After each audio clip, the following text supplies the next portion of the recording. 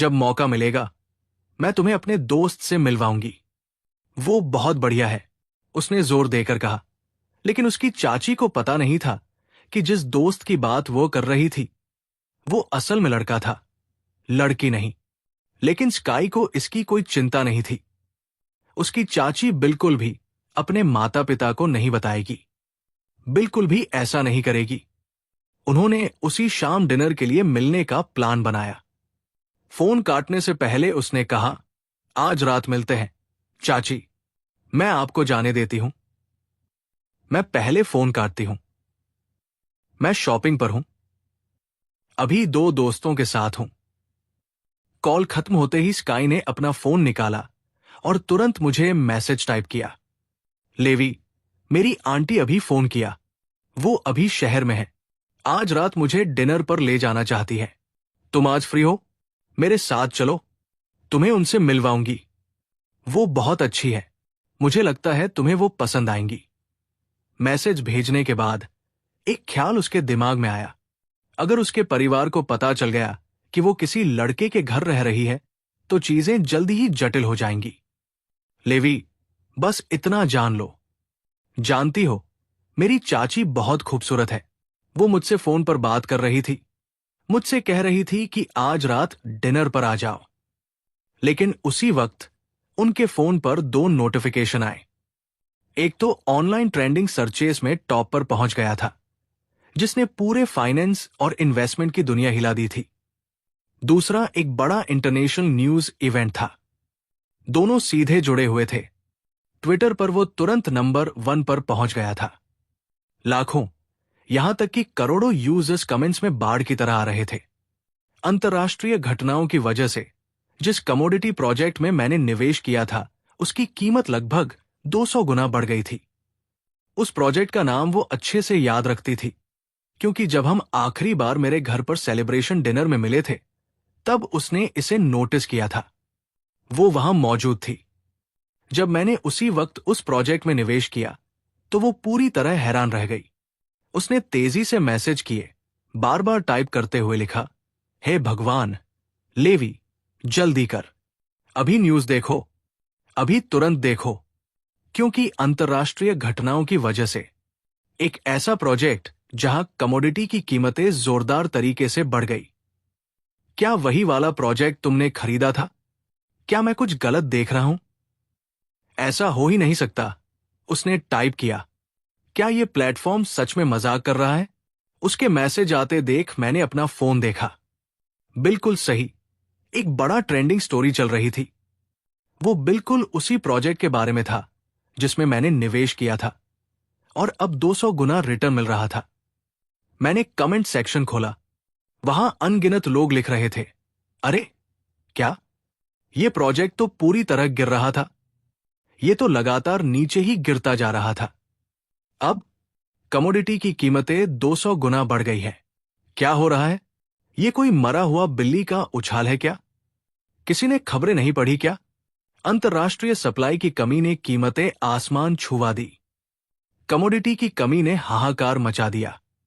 जिसने जल्दी खरीदारी की उसने कमाल कर दिया। बिल्कुल सही। सोचो, अगर 10,000 में खरीदा होता तो आज लगभग 2 लाख हो गए होते। एकदम इंस्टेंट करोड़पति। हर तरफ कमेंट्स की बारिश हो रही थी। खासकर फाइनेंस और इन्वेस्टमेंट वाले लोग अपने आप को खा रहे थे पछतावे में। काश पता होता, ये प्रोजेक्ट बस कुछ ही दिनों में 200 गुना बढ़ने वाला था। मुझे तो बहुत पहले ही इसमें कूद जाना चाहिए था। इस बीच मैंने चुपचाप अपने बैकएंड अकाउंट डैशबोर्ड को खोला। बैलेंस पहले से ही करीब $3 मिलियन दिखा रहा था। अब बस मुझे विड्रॉल रिक्वेस्ट सबमिट करनी थी और पैसा जल्दी ही मेरे अकाउंट में आ जाएगा। बिल्कुल बुरा नहीं था। करीब $20,000 की इन्वेस्टमेंट सीधे सीधे लगभग 3 मिलियन में बदल गई, यानी 200 गुना रिटर्न। मैं इस नतीजे से पूरी तरह खुश था। मैंने चुपचाप विड्रॉल रिक्वेस्ट सबमिट कर दी। वैसे भी ये था, काफी बड़ी रकम थी। शायद 1-2 कामकाजी दिन लगेंगे प्रोसेस होने में। विड्रॉल सबमिट करने के बाद मैं उसके मैसेजेस पर वापस गया और खुद ही मुस्कुरा उठा। स्काई, अगर मुझे सही याद है तो तुमने मुझसे दाव लगाया था। अगर ये प्रोजेक्ट सच में ऊपर गया तो तुम मुझे नया आईफोन खरीदोगी। ऐसा ही तो था ना? वो थोड़ी शर्माते हुए बोली। लेवी ए, तुम्हें सच में वो याद है? मैं भला कैसे भूलूं? क्या ये तुम्हारा बहाना है बचने का? क्या तुम सच में सोचते हो मैं ऐसा इंसान हूं? ये तो बस एक फोन है। दाव तो दाव होता है। शर्त लगी थी। मैं हार गया। पैसे चुकाता हूं।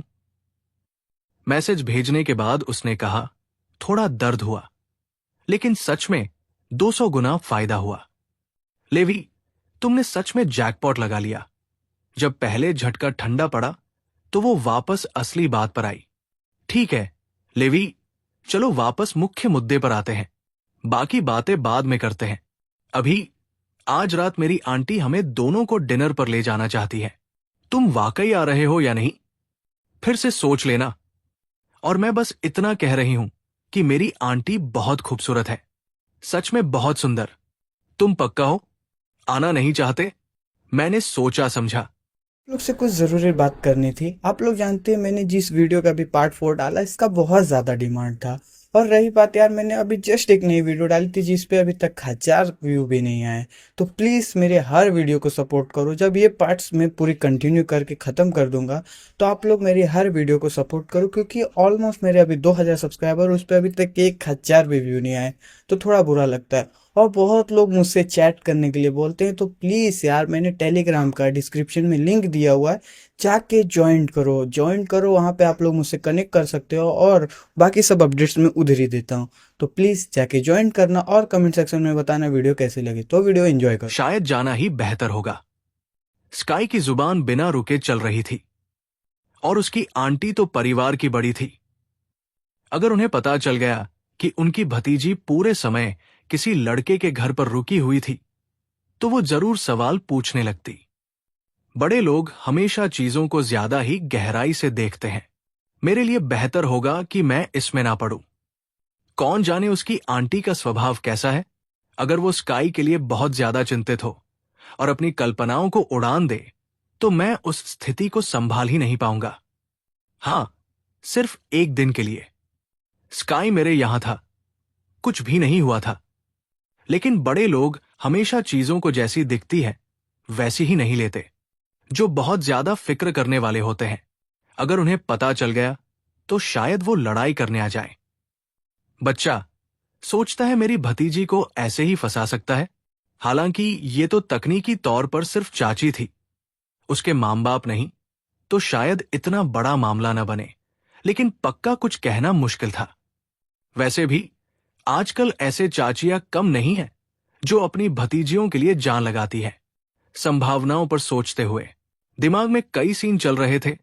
मैंने सीधे जवाब दिया, इसे किसी और वक्त के लिए रख लेते हैं। वैसे भी मैंने आज रात के लिए एनचांस की मैनेजर वेंडी वू के साथ पहले से प्लान बना रखा है, तो शायद मेरे पास टाइम ही नहीं होगा। चलो किसी और दिन करते हैं। उसका मैसेज रिप्लाई करने के बाद मैंने ऑफिस से अपने सामान उठाए और नीचे उतर आया। बिल्डिंग के बाहर एक कार खड़ी थी। ड्राइवर की सीट पर कोई था। क्या वो वेंडी वू थी? मैं कार में बैठा और पीछे की सीट पर बैठ गया। उसने मुड़कर हैरानी से देखा। सर, तुम अचानक greenfield commercial real estate building से बाहर क्यों चले गए? क्या तुम यहां मीटिंग के लिए थे? मैंने सुना है कि इस बिल्डिंग को किसी युवा उद्यमी ने पूरी तरह खरीद लिया है। रुक जाओ। जैसे ही उसने ये कहा, कुछ समझ में आया। ठहरो। अचानक एक ख्याल उसके दिमाग में आया।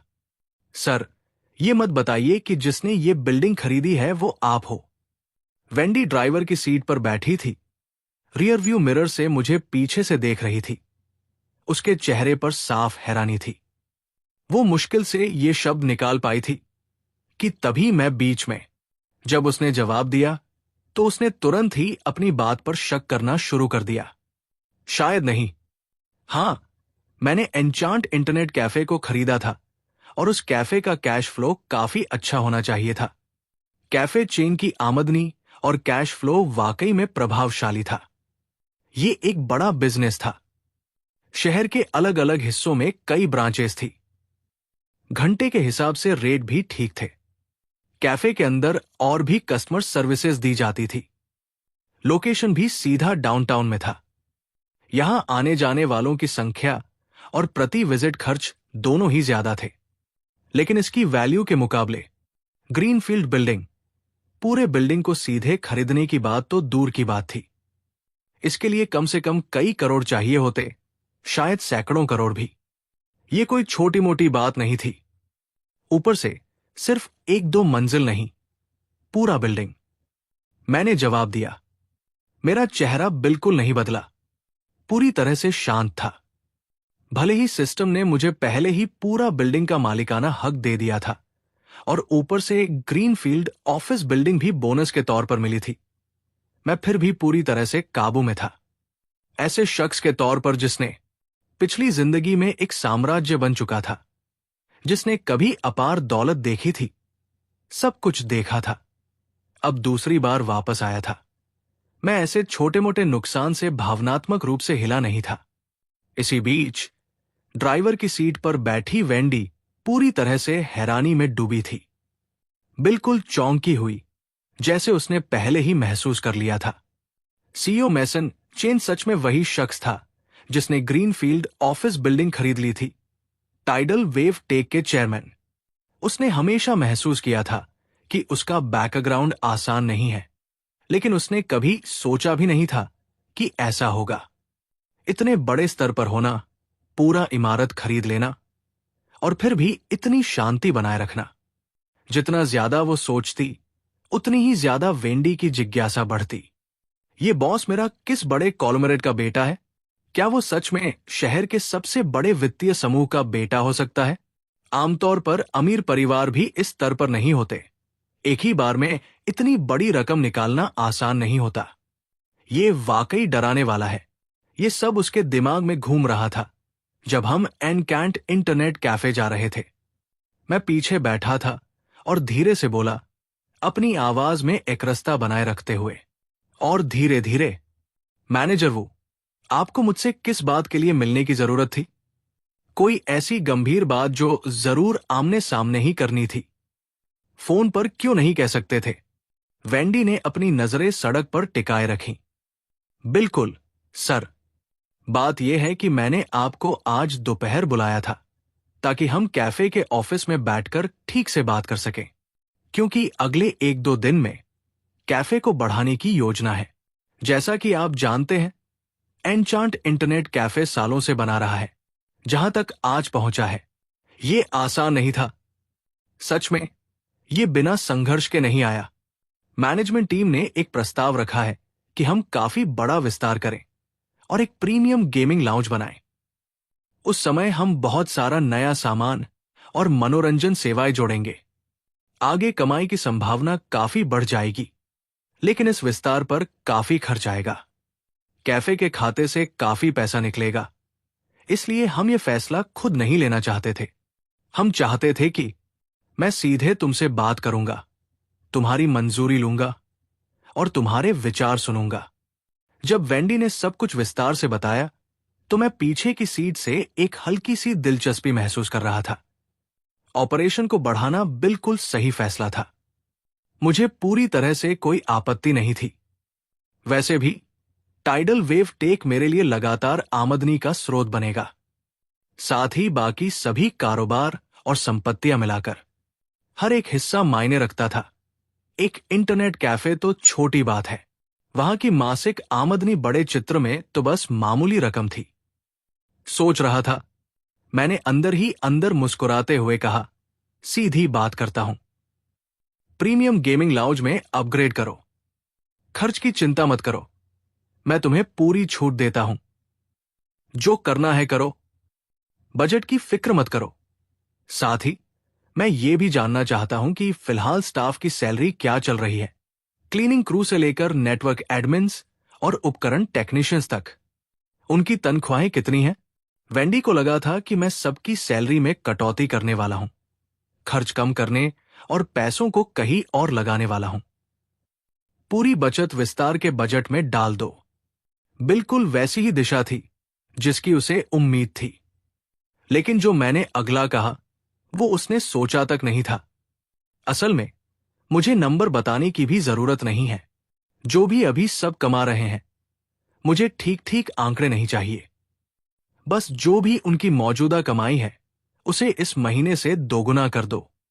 यही फैसला है। अगर तुम चाहते हो कि लोग अपनी पूरी मेहनत लगाएं, तो पहले उनकी सही देखभाल करनी पड़ेगी। ये कहकर मैं अपना फोन निकाला और स्क्रॉल करना शुरू किया। 2016 के मार्केट को देखते हुए शॉर्ट फॉर्म वीडियो का पूरा सेक्टर अभी भी बिखरा हुआ और अधूरा था, जबकि बड़ी डेटा टेक्नोलॉजी उस वक्त तक पूरी तरह से परिपक्व हो चुकी थी। जैसा कि मैं याद करता हूं, मुझे पूरा भरोसा था कि मैं अपनी कंपनी को इस आने वाली लहर की चोटी पर सवार कर शॉर्ट फॉर्म वीडियो इंडस्ट्री में अपनी जगह बना लूंगा। एक ऐसा मार्केट जो एक दिन सैकड़ों अरबों, शायद ट्रिलियंस का हो जाएगा। अभी के लिए वेंडी का चेहरा पूरी तरह से हैरानी से उड़े हुए। उसे लगा जैसे उसने गलत सुन लिया हो। सर, क्या आप सच में कह रहे हैं? कैफे पहले से ही एक्सपेंशन पर बड़ा खर्च करने वाला है। आम बिजनेस लॉजिक के हिसाब से क्या आप आमतौर पर कर्मचारियों की तनख्वाह कम करके उस बचत को एक्सपेंशन के खर्च में नहीं लगाते? इससे तो यह होगा कि स्टाफ कंपनी के अपने विकास को खुद सब्सिडी दे रहा है। भले ही उन्हें यह पसंद ना आए, उन्हें इसे सहना पड़ेगा। अगर वे नौकरी छोड़ भी दे, तो कोई और आकर यह काम कर लेगा। लोगों की कभी कमी नहीं होती जिन्हें काम की जरूरत है, लेकिन सीईओ चेन के पास वाकई में एक अच्छी सोच है। वो सच में एक अच्छे इंसान है। उसने सोचा, आज के जमाने में ऐसे ईमानदार मालिक मिलना सच में बहुत मुश्किल है। वेंडी ये बात मन ही मन सोचती रही। थोड़ी देर बाद हम लोग एनकैंट इंटरनेट कैफे पहुंच गए। जब हम दरवाजे से अंदर गए, तो मैंने डायलन और जैक को नहीं देखा, जो अपनी समर शिफ्ट में लगे हुए थे। दोनों दूसरी मंजिल पर काम कर रहे थे। इसके बाद वेंडी और मैं बैठ गए, ऑफिस में गए और करीब 1 घंटा बात की। 1 घंटे बाद रेंडी ने कैफे के सभी स्टाफ को इकट्ठा किया और एक बड़ी खबर सुनाई। डायलन और जैक के लिए सबकी सैलरी बढ़ाने का फैसला हुआ। समर पार्ट टाइमर सुनकर काफी खुश हुए। दोनों तो पूरी तरह से झूम उठे। जैक, तुमने सुना क्या? मैनेजर ने सबके लिए सैलरी बढ़ाई है। मैं तो दूसरों की तरफ से नहीं बोल सकता, पर हमारे लिए जो ये समर जॉब है, हमारी महीने की कमाई करीब $400 थी। अगर ये डबल्स, मतलब महीने के 800, है ना? ऐसी शहर में जो कि ज्यादा बड़ा या तेजी से बढ़ता हुआ नहीं है। पार्ट टाइम के हिसाब से 800 महीने का वाकई में बढ़िया है, खासकर जब हम दोनों अभी अभी हाई स्कूल से निकले हैं, समर जॉब कर रहे हैं, पूरा टाइम भी नहीं। 800 तो बिल्कुल काफी है। ओ माय गॉड, ये तो सच में काफी पैसा है। ये नया मालिक वाकई सबसे बढ़िया है। हमने सच में बहुत अच्छा मौका पा लिया। जॉब का पहला हफ्ता है और पहले ही बढ़ोतरी मिल गई। इतना अच्छा, और वो भी समर पार्ट टाइमर्स को शामिल है। बिल्कुल सही। अगर लेवी को पता चला कि हम दोनों महीने के 800 कमा रहे हैं, तो वो खुद को कोसेगा। उसे हमें मना करने का बड़ा पछतावा होगा। जब हमने उसे हमारे साथ समर जॉब के लिए साइन अप करने को कहा था, और जब उसे ये सब पता चलेगा, तो वो जलन से पागल हो जाएगा। हाँ, मैं भी बिल्कुल यही सोच रहा था। शायद हम आज रात लेवी को बाहर बुलाएं। खाना खाते वक्त उसे ये बात बताएं। थोड़ा उसे जलन में रहने दे। मुझे तो ये ठीक लगता है। बिल्कुल बुरा प्लान नहीं है। लेकिन डायन और जैक को इसका बिल्कुल भी अंदाजा नहीं था। मुद्दा यह था कि जो शख्स उनके बिल्कुल सामने उसी वक्त बैठा था, वही एन्चांट का नया मालिक था। तो जाहिर सी बात है, मेरी जिज्ञासा बढ़ गई। मैं सच में जानना चाहता था। जब डिलन और जैक ने आखिरकार सब समझ लिया और पता चला कि मैं मालिक हूं, तो उनके चेहरे पर क्या रिएक्शन होगा?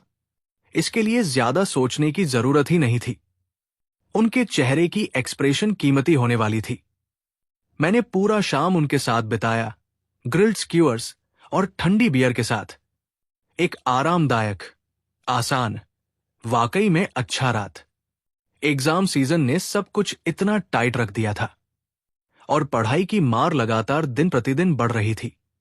जो काफी तनावपूर्ण था। हम तीनों ऐसे मिलकर काफी वक्त बाद थे।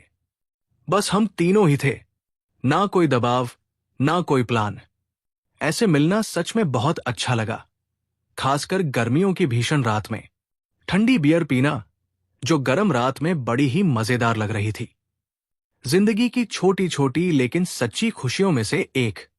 उसी समय एमी यांग ने टैक्सी पकड़ी और उस तरफ निकल पड़ी जहां स्काई अभी भी शॉपिंग कर रही थी। सच कहूं तो ये तीनों लड़कियां वाकई कुछ अलग ही थी। दोपहर से ही धीरे धीरे शाम हो रही थी। जल्दी ही रात के 8 बजने को थे। नाइट फूड स्ट्रीट धीरे धीरे भीड़ने लगी थी। हर तरफ हलचल और शोर था। गर्मियों के बीचों बीच गर्म रात में ग्रिल्ड स्क्यूअर्स और ठंडी बियर के लिए बाहर निकलना सच में एक बेहतरीन एहसास होता है। मैं पहुंचा तो देखा डायलन और जैक पहले ही एक टेबल पर बैठे थे। दोनों कूदते हुए उठे और मुझे हाथ हिलाकर बुलाने लगे। लेवी, जेटिंग, रीज और खुद के लिए, यहां आओ, यहां आओ। मैं उनके पास गया और उनके सामने बैठ गया। डायलन, जैक, क्या चल रहा है? तुम दोनों जमीन पर पैसे मिले या क्या? अचानक से मुझे बाहर डिनर पर ले जा रहे हो। लेवी, ऐसा क्या बोल दिया? जैसे हम तभी खाना खिलाएंगे जब हमें नकद मिले। लेकिन इस बार तुम सच में सही हो गए। हम सच में कुछ बढ़िया पैसे पर ठोकर खा गए। लेवी, तुम यकीन नहीं करोगे, जो इंटरनेट कैफे हमने अभी अभी एन्चांट में काम शुरू किया है, जो शहर के बीचों बीच है, उस पर कुछ समय पहले ही मालिकाना हक बदला है। तुम्हें पता था ना? मैं उसके सामने बैठा था। उन्हें सुनते हुए मैं बस मुस्कुरा रहा था। हाँ, मैंने सुना है। तुम्हें पता भी नहीं है यार। नया मालिक सच में कमाल का है। उसने हर एक कर्मचारी को पूरे बोर्ड पर वेतन बढ़ा दिया। उनकी पिछली सैलरी का दुगना, सिर्फ इन 2 गर्मियों के महीनों के लिए। हम इसे हर कोई करीब $1,600 कमा सकता है। हम बहुत उत्साहित हैं। बस इसीलिए तो आज रात तुम्हें डिनर पर ले आए हैं, अच्छे से सेलिब्रेट करने, और सच कहूं तो तुम्हें थोड़ा जलाने के लिए भी। देखना चाहते हैं कि क्या तुम्हें पछतावा होगा कि जब हमने तुम्हें गर्मियों के लिए साइन अप करने को कहा था तो तुमने मना कर दिया था। हमारे साथ शिफ्ट हो जाओ। लेकिन उन्हें यह बिल्कुल भी पता नहीं था कि जो शख्स उनके सामने बैठा है वही एन्चांट का नया मालिक है। तो जाहिर सी बात है, मैं भी काफी क्यूरियस था। सच में जानना चाहता था कि जब डिलन और जैक को आखिरकार पता चलेगा कि मैं मालिक हूं तो उनकी क्या प्रतिक्रिया होगी। अंदाजा लगाने की जरूरत ही नहीं थी। उनके चेहरे की अभिव्यक्ति अनमोल होने वाली थी। मैं पूरी शाम वही रहा। ग्रिल्ड स्क्यूअर्स, ठंडी बियर, आरामदेह बातचीत। सच में काफी समय बाद ये सबसे रिलैक्सिंग रातों में से एक थी जो मैंने बिताई। मौसम सब कुछ निगल रहा था। हर दिन पर दबाव और तनाव की भरमार थी। बहुत दिन हो गए थे जब हम बस ऐसे ही साथ बैठे थे, खाने पीने के साथ मस्ती कर रहे थे। मजा ही कुछ और था, खासकर गर्मियों के बीच में, गर्म रात में ठंडी बियर सीधे गले से उतर रही हो। सच में इससे बढ़िया कुछ नहीं होता। उसी वक्त एमी यांग टैक्सी में थी और स्काई के पास जा रही थी, जो अभी भी शॉपिंग कर रही थी। सच कहूं तो वो तीनों लड़कियां वाकई कुछ अलग ही थी। दोपहर से लेकर शाम तक चलती रही, अभी भी जबरदस्त चल रही थी। आधी रात के करीब ही। सच में कमाल की सहन शक्ति। उसने कई कपड़े खरीदे, वो सब चीजें जो उसे पसंद थी। ऊपर से मेरे लिए एक जैकेट और एक जोड़ी जूते भी ले आई। कुल मिलाकर बहुत ही फायदेमंद शॉपिंग रही। जैसे ही वे मॉल से बाहर निकले, उन्होंने दरवाजे पर एक लंबी महिला को खड़ा देखा। वो उसकी चाची एमी यांग थी। आसमान जैसे चमक उठा। चाची, आप यहां हैं। बहुत दिन हो गए। आप तो दिन ब दिन और खूबसूरत होती जा रही हैं। उसने खूब तारीफ की, सबसे मीठी आवाज में। एमी ने सुना और बस वही पिघल सी गई। फिर स्काई के गाल को हल्का सा चुटकी दिया। यही तो हमारी स्काई है। तुम्हारे जैसा मीठा बोल कोई नहीं, बाकी चचेरे भाई बहनों की तुलना में। सही बात कहने में तुम तो बहुत आगे हो। चलो, आंटी तुम्हें कुछ अच्छा खाने लेकर जा रही है। क्या खाने का मन है तुम्हें? आज रात मेरी तरफ से है, जो मन करे खा लेना। और हाँ, अपने उस दोस्त को फोन करना मत भूलना जिसके यहां कुछ दिन रुके थे। ये तो शिष्टाचार है। आंटी भी, तुम्हारे क्लासमेट से मिलने का मौका पाकर अच्छा लगा। जैसे ही उसने कहा, एमी ने स्काई के पीछे खड़ी जेड की तरफ देखा। ह्यूर और रेन, फिर थोड़ी उलझन भरी नजरों से पूछा, स्काई, वो क्लासमेट जिसके साथ तुम पिछले कुछ दिन रह रही हो, क्या ये दोनों में से कोई है? उसने सिर हिलाया। नहीं, दोनों में से कोई नहीं। वो दोस्त आज रात कुछ व्यस्त है। मैं तुम्हें किसी और मौका पर अलग से मिलवाऊंगी। ओह, ठीक है, कोई बात नहीं। तो फिर पहले चलो खाना खाते हैं। तुम्हारे दोनों दोस्त भी साथ ले आना। ज्यादा लोग, ज्यादा मजा। रेस्टोरेंट जाते हुए वे चलते चलते बातें कर रहे थे और कुछ बात बनी।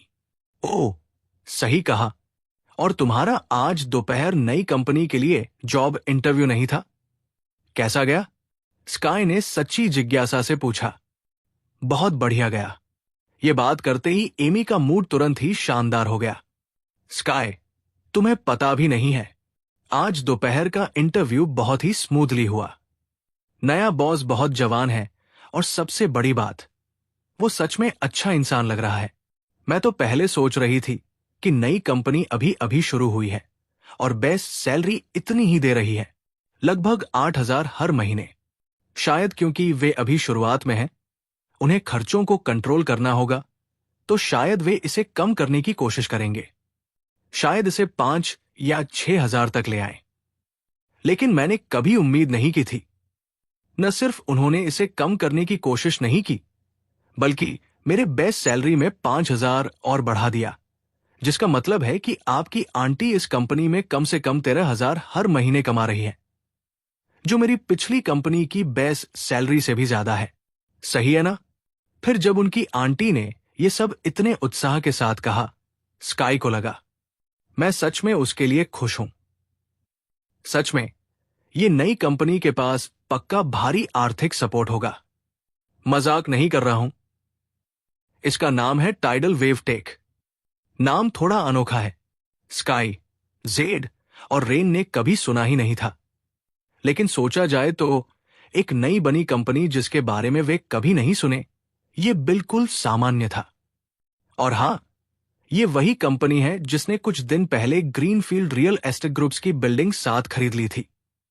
उसकी आंटी ने ये बात बताई। स्काई, जेड और रेन ने एक दूसरे को देखा। तीनों हैरान रह गए। रुको, जो कंपनी ने ग्रीनफील्ड ग्रुप से वो कमर्शियल बिल्डिंग खरीदी है, वो असल में वही नई कंपनी है जिसमें तुम्हारी आंटी अभी अभी ज्वाइन हुई है। हाँ बिल्कुल, उसने कंधे उचकाए। मेरा मतलब है, ये कोई बड़ी बात नहीं है। बस थोड़ी देर पहले ही तुम तीनों इसके बारे में बात कर रहे थे और अब पता चला कि आंटी जिस कंपनी में गई है वही वाली है। इसीलिए एन ने कहा कि कंपनी का बॉस बहुत जवान है, क्योंकि पहले जेड और रेन खुद न्यूज देख रहे थे और आर्टिकल में लिखा था कि नया मालिक सिर्फ 19 साल का है। अभी जेड पूरी तरह से हैरान थी। वो स्काई के कान के पास झुकी और धीरे से बोली, oh my god, title wave tech, वो कंपनी जिसमें तुम्हारी आंटी अभी अभी गई है, वही कंपनी है जिसने पूरा ऑफिस बिल्डिंग खरीद लिया है और मालिक भी बस 19 साल का है, हमारी उम्र के बराबर। क्या उसने सच में अभी अभी एंट्रेंस एग्जाम खत्म किए होंगे? ये तो पागलपन है। 19 साल की उम्र में एक पूरा बिल्डिंग उसका नाम है, अपनी खुद की कंपनी शुरू कर रहा है, उस उम्र में उद्यमिता। मैं तो थोड़ा वो बंदे से सच में मिलना चाहता हूं। सोच रहा था कि ये यहां के किस स्कूल में जाता होगा। जैड और रेन ये सब बातें कर रहे थे और सिर्फ ये दोनों ही नहीं थे, स्काई भी बिल्कुल वही सोच रहा था। खासकर स्काई, जिसे बिल्कुल भी पता नहीं था कि जिस बंदे की वो बात कर रहे हैं वो मैं ही हूं। तीनों को बिल्कुल भी पता नहीं था कि टाइडल वेव टेक का असली मालिक कौन है। फिर भी वे पूरी तरह से दंग थे। कोई इतना छोटा, उनकी उम्र का, और फिर भी इतना सफल। सच में कमाल का। सच कहूं तो थोड़ा बहादुर भी। बिना ध्यान दिए लगभग रात के 9 बज चुके थे। स्काई, जेड, रेन और अपनी चाची के साथ बैठी थी, खाना खत्म कर रही थी। सब लोग पूरी तरह से पेट भरकर उठे। स्काई ने अपना पेट मसलते हुए कहा, मेरा पेट तो बिल्कुल भरा हुआ है। ये खाना सच में कमाल का था। काफी समय बाद इतना अच्छा खाना खाया है। बड़ा अफसोस है कि लेवी आज यहां नहीं है। अगर वो होता तो मजा और भी बढ़ जाता। जेड, रेन, तुम्हें क्या लगता है?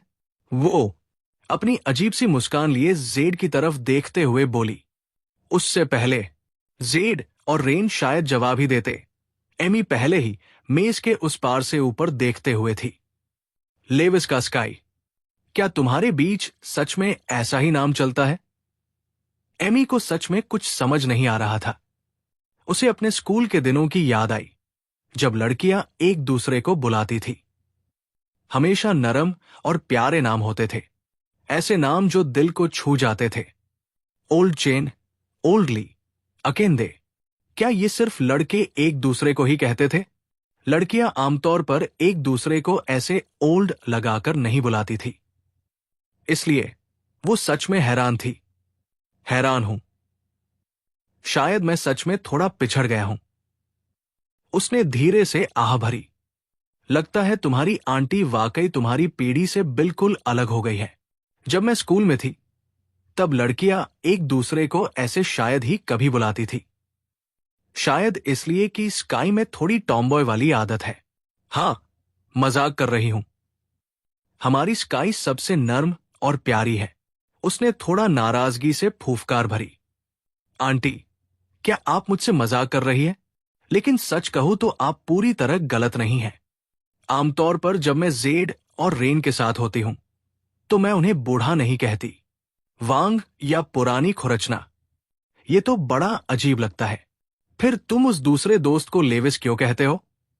एमी समझ नहीं पा रही थी, क्योंकि लेवी तो लड़का है। उसने चुपचाप अपने आप से सोचते हुए साफ कहा, क्या सोच सकती हो अगर लड़की जैसा निकनेम यूज करके उसे मैसनी या मिस कहो? कितना क्रिंज होगा वो। जो भी ये सुन जाए, समझेगा कि हम दोनों कपल हैं। कोई अपने सबसे अच्छे दोस्त को इतना प्यारा नाम कैसे दे सकता है? मुझे तो उल्टी आ जाए। बस सोचते ही मेरी रूह तक कांप उठती है। यहां तक कि यार, ये तो थोड़ा ज्यादा हो गया।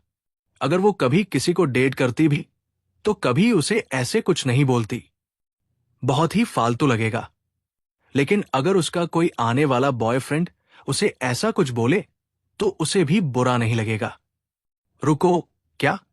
स्काई, एमी झुककर बोली, क्या मतलब है कि तुम पिछले कुछ दिन से किसी लड़के के घर पर रह रही हो? एमी की आवाज में साफ चौंकन थी। वो बिल्कुल ऐसी बात की उम्मीद नहीं कर रही थी कि स्काई पिछले कई दिनों से किसी मेल क्लासमेट के साथ एक ही छत के नीचे रह रही है। जेड और रेन उनके बगल में बैठा चुपचाप एक दूसरे की तरफ इस्त भरी नजर से देखा। दोनों सोच रहे थे, स्काई वाकई में डरपोक नहीं है। अगर हम में से कोई होता, किसी लड़के के घर इतनी देर तक रुकना, अगर परिवार पूछता तो सीधे कहने से पहले मर जाते। लेकिन स्काई तो बिल्कुल आराम से सीधे कह देता है। सच में बहादुर है। सलामत रहे। स्काई ने सिर हिलाया, फिर एमी की तरफ बढ़ी, बिल्कुल परेशान न हुई आंखों से देखा। हाँ आंटी, आप इतनी हैरान क्यों हैं? लेवी और मैं, हम तीनों साल से सबसे अच्छे दोस्त हैं। हाई स्कूल की बात है। हम बहुत करीब हैं। लेकिन चिंता मत करो आंटी, मैं पूरे वक्त अपने कमरे में ही था। बिल्कुल वैसा कुछ नहीं है जैसा आप सोच रही हैं। हम सिर्फ दोस्त हैं, सबसे अच्छे दोस्त, और कुछ नहीं। जब उसने ऐसा बताया, तो एमी थोड़ी राहत महसूस करने लगी। उसे अच्छा लगा। वो जो उसने सोचा था, वो सही नहीं निकला। उसे डर था कि स्काई किसी के लिए गिर गया होगा, और शायद अब तक साथ रहने लगे होंगे। वो तो सच में बहुत जल्दी हो जाता। लेकिन फिर भी, सोचते हुए, ध्यान से, फिर भी कुछ तो ठीक नहीं लग रहा था। स्काई, शायद अगले कुछ दिन तुम मेरे यहां रुक जाओ। मैंने जो अपार्टमेंट लिया है उसमें 2 बेडरूम है। भले ही तुम दोनों सिर्फ अच्छे दोस्त हो, लेकिन एक लड़का और लड़की एक ही छत के नीचे रहना ज्यादा ठीक नहीं है। और ऊपर से अगर तुम्हारी मां को पता चल गया तो वो पागल हो जाएगी। आज दोपहर इंटरव्यू के तुरंत बाद मैं बिल्डिंग से बाहर ही निकला था कि तुम्हारी मां ने फोन किया और खासतौर पर मुझसे कहा कि तुम्हारे ऊपर ज्यादा ध्यान रखूं। इस गर्मी में अगर उसे कभी पता चल गया कि मैं जानता था कि तुम किसी लड़के के साथ रह रही हो और मैंने उसे रोका नहीं, तो जब तक वो अपनी ट्रिप से वापस आएगी मुझे पूरी तरह डांट पड़ेगी। स्काई, मेरी बात सुनो, आज रात मेरे यहां आ जाओ। मैं अकेला हूं। सच कहूं तो यहां काफी अकेलापन रहता है। ज्यादातर समय बहुत शांत रहता है। मेरे साथ रहो और मेरा साथ दो। जैसे ही उसने बात खत्म की, स्काई ने तुरंत और पक्के तौर पर मना कर दिया। बिल्कुल नहीं आंटी, सच में चिंता मत करो। यहां सच में कुछ भी ऐसा नहीं हो रहा। लेवी वैसा इंसान नहीं है। वो कभी भी कोई गलत बात सोचता ही नहीं। मैं पूरी तरह गारंटी दे सकता हूं। उसने उसके चरित्र पर पूरा भरोसा किया था। ऊपर से उसने उसकी मां से पहले ही वादा कर रखा था कि वो गर्मियों में उसके साथ रहेगी ताकि उसकी कंपनी बने, क्योंकि उसके माता पिता बाहर दुकान चलाते थे और गर्मी उनका सबसे व्यस्त मौसम होता था। तो वे दुकान पर ही रुके थे, लेकिन वे उसे अकेला छोड़कर चिंतित थे। जब वो वहां आ गई तो उसके माता पिता बिना चिंता किए दुकान पर रह सकते थे। और वैसे भी वह उसने पहले ही वादा कर दिया था। अब वो वापस कैसे जा सकती थी? अगर बात बाहर फैल गई तो लोग उसे क्या समझेंगे? कोई जो अपने वादे को तोड़ता है, उसने पूरी गंभीरता से कहा। जेड और रेन जो उनके पास बैठे थे, एक दूसरे की नजरें मिली।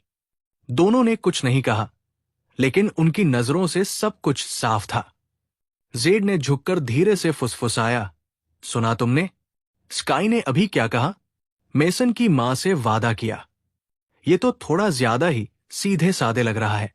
साफ दिखता है कि वो चाहती है मेसन के साथ रहो। रेन चुपचाप सिर हिलाने लगा। बिल्कुल, बिल्कुल। जेड, तुम भी वही सोच रही हो जो मैं सोच रहा हूं। मुझे भी ऐसा ही महसूस हुआ। कौन सा वादा? इसीलिए मैं और ज्यादा यकीन करता हूं कि स्काई को मेसन के लिए जरूर कुछ महसूस होता है। हां, मुझे भी ऐसा लगता है। दोनों धीरे से बात करने लगे। एमी अपनी तरफ से पूरी तरह बेबस थी। उसने स्काई को बचपन से ही बिगाड़ा था। स्काई जो भी कहती वो मान जाती। कभी भी उसने विरोध नहीं किया। और अभी भी हालात वैसा ही था। वो हार मान गई और हंसी। ठीक है आंटी, तेरे साथ अब कोई ऑप्शन नहीं बची। अगर तुझे जिद है कि तू अपने लड़के के घर ही रहे, तो आंटी के पास कोई चारा नहीं। मैं कुछ नहीं कर सकती। तुझे पता है मैं कैसी हूं। हमेशा से ऐसी ही रही हूं जब से तू छोटी थी। जो भी तू चाहे वही होगा। स्काई मुस्कराया। मुझे पता था आंटी मुझसे सबसे ज्यादा प्यार करती है। वो मुझे कभी भी जबरदस्ती नहीं करेंगी। लेकिन एक बात है, क्या मैं तुझसे ये राज रख सकती हूं? प्लीज मम्मी पापा को मत बताना कि मैं लड़के के घर रह रही हूं, क्योंकि मम्मी को जानती हूं। जैसे ही उन्हें पता चल गया तो वो सीधे वापस आ जाएगी और फिर मेरी बड़ी पिटाई होने वाली है। मम्मी को मम्मी से बेहतर कोई नहीं जानता। उसकी पर्सनैलिटी के बारे में मैं पूरी तरह वाकिफ हूं। अगर मम्मी को पता चल गया कि वो सारा समय एक लड़के के घर पर रह रही है, तो मम्मी का स्वभाव देखते हुए वो पक्का भड़क जाएगी। इतना ही नहीं, हो सकता है कि वो उसे सीधे अस्पताल ले जाकर चेकअप करवा दे। ऐसा होना भी पूरी तरह से नामुमकिन नहीं था। शुक्र है कि आंटी हमेशा उसकी बात मानती थी। वो ये राज जरूर छुपाएंगी। एमी ने बेबस होकर सिर हिला दिया। ऐसा क्यों लग रहा है जैसे मुझे किसी डूबते जहाज में जबरदस्ती खींच लाया गया हो? जब ये सब सच सामने आएगा और तुम्हारी मम्मी को पता चलेगा, तो मुझे भी जमकर फटकार पड़ेगी। क्या? बिल्कुल नहीं। जब तक तुम ये राज छुपाए रखोगी, मम्मी पापा को कुछ पता नहीं चलेगा। हाँ, चलो उम्मीद करते हैं। एमी ने उसे देखा फिर कहा, लेकिन जब सही मौका आएगा तब आंटी तुम्हारे उस लड़के दोस्त से मिलना जरूर चाहेंगी।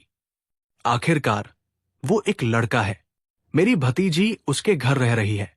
एक आंटी होने के नाते मुझे तुमसे कुछ बातें करनी ही होंगी। वो थोड़ा परेशान लग रही थी। आंटी, अगली बार क्या आप गाय फ्रेंड की जगह मेल फ्रेंड बोलेंगी? गाय फ्रेंड? गाय फ्रेंड? जो लोग नहीं जानते उन्हें गलतफहमी हो जाएगी। जेड और रेन भी कुछ गलत समझने वाले हैं। एमी जोर से हंस पड़ी। माफ करना स्काई, आंटी का मतलब था मेल फ्रेंड। मेल फ्रेंड, जिसे छोटा करके गाय फ्रेंड बोलते हैं। ये दोनों चीजें बिल्कुल अलग है। तुम्हारे इंग्लिश टीचर कहीं रो रहे होंगे। आंटी को सुधारने की हिम्मत भी कर दी तुमने। ठीक है, अब मैं तुम्हारा राज नहीं रखूंगी। नहीं, नहीं, नहीं आंटी, मैं गलत था। मैं गलत था। एमी हंस पड़ी, जैसे कुछ कर न पाए। और इसी तरह शाम खत्म हो गई। खाना खा लिया गया। एमी ने टैक्सी पकड़ी और स्काई को घर छोड़ दिया। जेड और रेन पासे रहते थे। हर कोई अपनी अपनी ओर चल पड़ा। थोड़ी देर बाद एमी बिल्डिंग के सामने रुक गई। जाने से पहले उसने आखिरी बात कही, स्काई, जब भी तुम्हारे उस लड़के के पास फुर्सत हो मुझे जरूर बताना। मैं उसे बाहर खाने पर ले जाऊंगी। उसे ठीक से मिलना है। सबसे अच्छा दोस्त, लड़का दोस्त नहीं, स्काई ने सुधारा, उससे मजबूती से पकड़ते हुए। एमी हंसी। हाँ, सबसे अच्छी दोस्त कोई लड़का दोस्त नहीं। ठीक है, आंटी वापस जा रही है, आज जल्दी सो जाना। स्काई ने अपनी आंटी को अलविदा कहा। उसे टैक्सी में बैठते और चल देते देखा, फिर ऊपर की ओर चली गई। वापस लिविंग रूम में उसे एहसास हुआ कि मैं अभी तक घर नहीं आया हूं। उसने तुरंत कई मैसेज भेजे। लेवी, लेवी, लेवी, लेवी को कॉल कर रही थी। तुम अभी तक वापस नहीं आए। तुम डिलन और जैक के साथ बीबीक्यू और बियर पीने गए थे, है ना? तुम नशे में तो नहीं हो गए? लेवी, क्या तुम्हें मेरी जरूरत है? समझे? तब तक डायलन, जैक और मैं अपना काम खत्म कर चुके थे। वो बीबीक्यू डिनर सच में बढ़िया था। क्या? कॉलेज एंट्रेंस एग्जाम्स ने तो सब कुछ कब्जा कर रखा था। पढ़ाई ने हम सबको थका दिया था।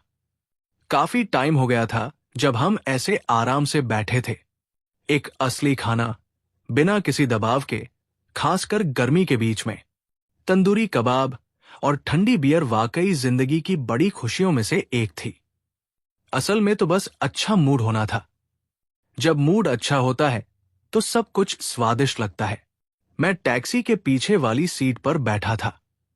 उसके मैसेज पढ़ते हुए मैंने जवाब टाइप किया, स्काई से, मैं अभी कार में हूं, वापस आ रहा हूं। क्या चल रहा है? तुम लोग खाना खा के घर चले गए? उसने जल्दी से जवाब दिया। हां, आंटी ने मुझे छोड़ दिया। मैं अब घर पर हूं। एक फोटो भेजता हूं। देखो, मैं घर पहुंच गया। लेवी, जल्दी वापस आना। ठीक है, मैं तुम्हारा इंतजार करूंगा। जब लौटो तो थोड़ी देर मेरे साथ गेम खेलना। हम थोड़ा सेलिब्रेट भी कर सकते हैं। सेलिब्रेट? मैं जानना चाहता था, इसलिए मैंने पूछा कि आखिर हम क्या सेलिब्रेट कर रहे हैं। उसने थोड़ा तंग आकर जवाब दिया, लेवी, तुम अभी सच में? तुमने अभी अभी बड़ा पैसा कमाया और अब दोपहर में बहाना बना रहे हो। क्या मैंने तुम्हें पहले मैसेज नहीं किया था? मैंने पूरा मामला देखा है। जो प्रोजेक्ट तुमने खरीदा था उसकी वैल्यू 200 गुना बढ़ गई। अगर मैं सही याद कर रहा हूं तो तुमने शुरू में करीब 20,000 लगाए थे। मतलब अब तुम्हारे पास करीब 3 मिलियन होने चाहिए। लेवी, अब तुम लगभग करोड़पति हो। अमीर होकर अपनी सबसे अच्छी दोस्त को मत भूलना। उसने आखिरी में हंसते हुए इमोजी के साथ ये मैसेज किया। मैंने जवाब लिखा, स्काई, मुझे ये बताना बुरा लग रहा है, लेकिन याद है जब तुमने मुझे बताया था कि ये डूब जाएगा? मैंने सच में तुम्हारी बात मानी थी। अगले ही दिन मैंने सब कुछ निकाल लिया था, इसलिए ज्यादा फायदा नहीं हुआ। वो बिल्कुल स्थिर हो गई। इंतजार करो, सच में? तुम असली में अभी निकालिए? ये तो पूरा नुकसान हुआ। वो प्रोजेक्ट अभी 200 गुना बढ़ चुका है। अगर तुमने पैसे नहीं निकाले होते तो अभी तुम करोड़पति होती। अब सब खत्म हो गया। उसे पता था, या उसने सोचा था, कि मैंने तुरंत ही पैसे निकाल लिए थे, उसकी चेतावनी के बाद। और अब वो सिर्फ घबराई नहीं थी, बल्कि पूरी तरह उलझन में थी। उसे सच में गहरा पछतावा हो रहा था। पहले तो उसे डर था कि मैं सब कुछ खो दूंगा, पूरे $20,000 खत्म हो जाएंगे। इसलिए उसने मुझसे कहा था कि निवेश मत करना। और अब वही प्रोजेक्ट 200 गुना बढ़ गया था। मतलब उसने अनजाने में मुझे जिंदगी बदल देने वाले पैसे से वंचित कर दिया था। वो सच में शर्मिंदा थी और सोच रही थी। तक वीडियो देखी तो मतलब आपको पार्ट 4 देखने में बहुत ज़्यादा मज़ा आया। और क्रेजी बात बताऊं, इसका मैंने पार्ट 5 पे भी मैंने काम करना शुरू कर दिया है और इसका ऑडियो भी बन के मेरे पास आ चुका है। और रही बात, बहुत सारे लोग मुझसे बात करने के लिए बोलते, तो प्लीज़ प्लीज़ जाके टेलीग्राम ज्वाइन करो। जो भी इधर तक वीडियो देख रहा है, अगर टेलीग्राम ज्वाइन करोगे तो मुझसे कनेक्ट रह सकते हो और मुझसे चैट भी कर सकते हो, समझ गए। और बाकी सब अपडेट्स मैं उधर ही जाके देता हूँ, तो प्लीज़ जाके टेलीग्राम ज्वाइन करो। और वीडियो कैसे लगी कमेंट सेक्शन में ज़रूर बताना। तो चलो निकलता हूँ नेक्स्ट वीडियो में।